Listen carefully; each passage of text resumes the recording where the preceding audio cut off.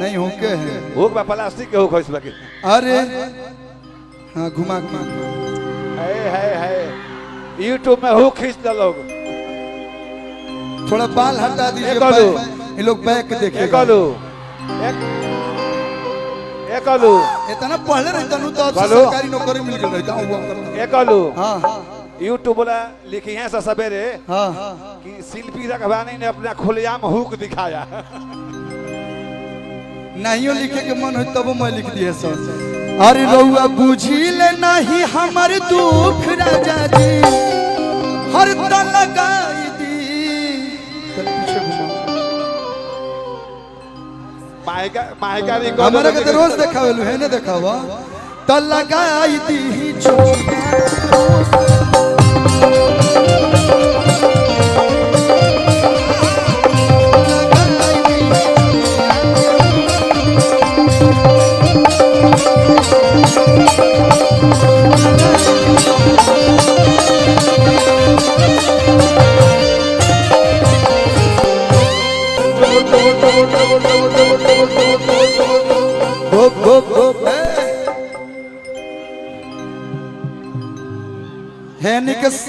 हैनी के तू संतोष पागल मत समझियो।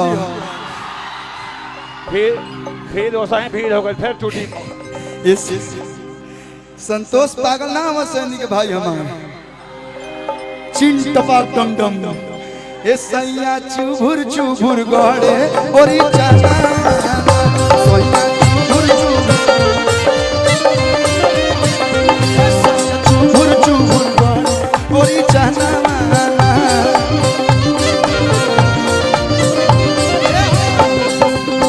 लूजर मेरा लूजर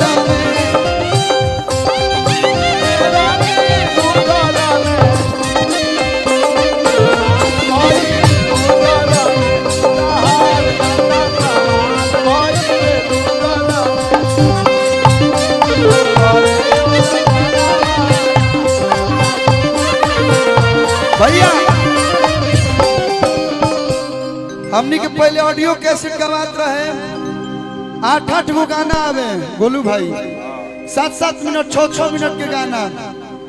फिर ट्रेड चेंज भइल 3 मिनट के गाना आया अगर इंस्टाग्राम चलता 30 सेकंड में मन उबिया जाता है। अरे अगर 5 सेकंड मन उबिया जाती 30 सेकंड में सब चाहिए। यही इंस्टाग्राम पे एगो हमार पुरान गाना वायरल भइल बा। अरे कोमन तारा चियाई कहिला सिलाई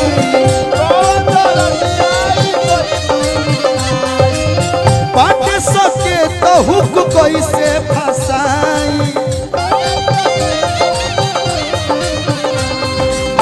कोमन तारा चियाई कहिला सिलाई पाट सके तो हुक कैसे फसाई रउआ पूछी ले नहीं हमर दुख राजा जी रउआ पूछी ले नहीं हमर दुख राजा जी। लगा दो एकलू एकरा में तो कब चालू होता कब खत्म होता बुझाता एकरा में चैन बा उनका में हुक बा लगा दो एकरा में इनका में चैन बा उनका में हुक बा। देखिए कि जो लकी होता है ना उसके गालों पे होती हूँ मैं। सिंपल के मतलब होता है कि ओरिजिनल बनावटी तार दिमाग खाली वही जो रही वही जो के हवन हो वही से डिम्पल जैसा आप बोली ना भैया हमारा तनी मनी लागल आप बोली गाल में गड़ही होता है जो सॉरी गाल में डिम्पल होता है उसको डिम्पल बोलते हैं। और छोटो बाबा हंसलन तो 4-4 गो गड़ही आवेला ओकरा का कहल जाला उनके साथ है कि हम वहां यहीं से हमारा हो जाला ए सैया चुभुर चुभुर यही गाना ना शिल्पी जी भी आई हुई हैं तो लोग एक ही साथ ड्रेस के मैचिंग मिला के लू लोग का भैया भैया नमस्ते भैया शिल्पियों को बोला कुछ कलाकारी भेजे के लोग जोरदार ताली एक बार फिर से आप लोग बजा के स्वागत अभिनंदन कर दीजिए। आओ शिल्पी हम शुरू करी है कि जितने भी कलाकार आए हैं वो सारे कलाकार बन के नहीं फैमिली के मेंबर बन के आए हैं। आज देखिए सब लोग जुटा धीरे धीरे आज जैसे ही लोग जुटी एजा से हम छूटी। हेलो नमस्ते मैं आंख वाली भगवान करस अगला साल तार बियाह शादी हो जाओ हो गइल बा काहे कि ऐसे तो तू मोटैबू ना आ नहीं तो एगो काम कर बियाह के चलते दुबारा नहीं तो एगो काम कर दीपू भैया उन्हें पूरा खटाल बा गाय बनले बने आरा की एक महीना पे दू टाइम आइल करे जके दूध बड़ी सेट करेला शरीर वो में ये कहलू वो थान तक दूध पिए के बड़ी तो फायदा करे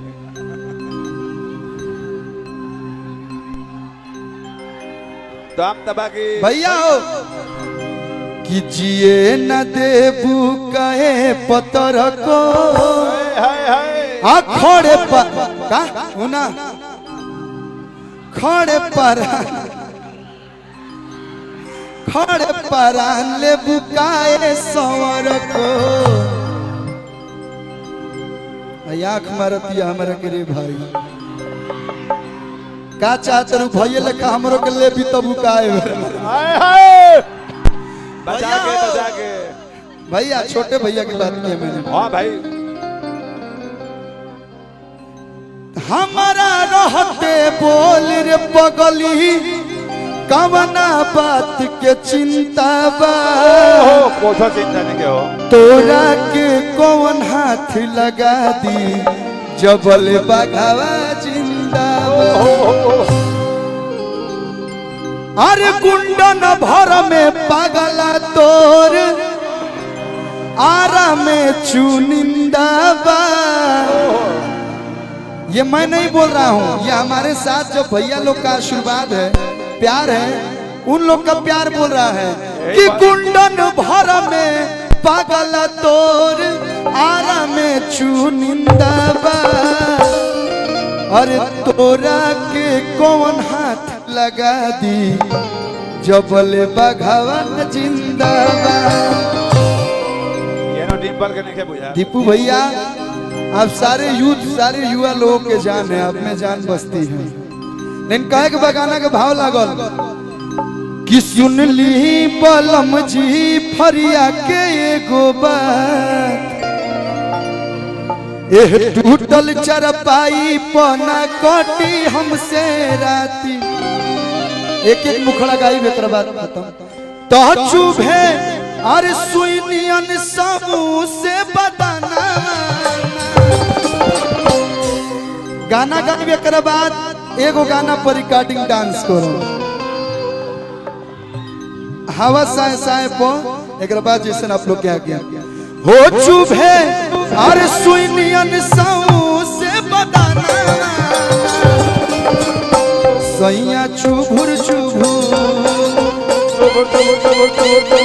सैया चुभुर गड़े और गाना सैया चुभुर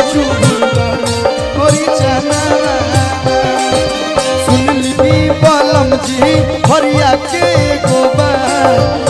टूटल चरपाई पौधा कटी हमसे